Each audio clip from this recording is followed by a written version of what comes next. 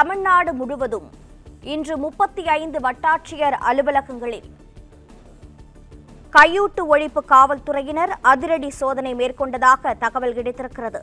இது பற்றிய மேலும் விவரங்களை தர இணைப்பில் இருக்கிறார் செய்தியாளர் கதிரவன். கதிரவன் வணக்கம். மேலும் தகவல்களை பதிவு செய்யலாம். முதலமைச்சர் விஜய் தலைமையிலான அரசு அமைந்தவுடன் அரசு அலுவலகங்கள் லஞ்சம் வாங்கக்கூடாது என்றும் லஞ்சம் கொடுப்பது தொடர்பாக புகார் அளிக்கலாம் என்று கூறி தொடர்பு எண்கள் கொடுக்கப்பட்டிருக்கு. அதே போல லஞ்ச ஒழிப்புத்துறை அதிகாரிகளும் அரசு அலுவலகங்களை குறிவைத்து அடிக்கடி சோதனைகளில் ஈடுபட்டு வருகிறார்கள். அந்த வகையில இன்று தமிழகம் முழுவதும் 35 வட்டாட்சியர் அலுவலகங்களில் லஞ்ச ஒழிப்புத்துறை அதிகாரிகள் அதிரடியாக சோதனையில் ஈடுபட்டார்கள்.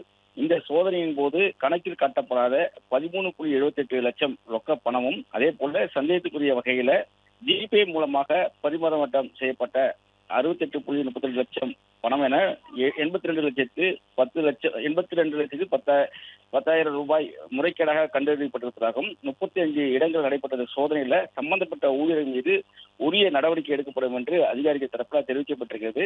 அதிகபட்சமாக கரூர் வட்டாட்சியர் அலுவலகத்தில் அதிகபட்சமான பணமானது கைப்பற்றப்பட்டதாகவும் 15,33,654 ரூபாய் பணம் அங்கு கைப்பற்றப்பட்டதாக தெரிவிக்கப்பட்டிருக்கிறது.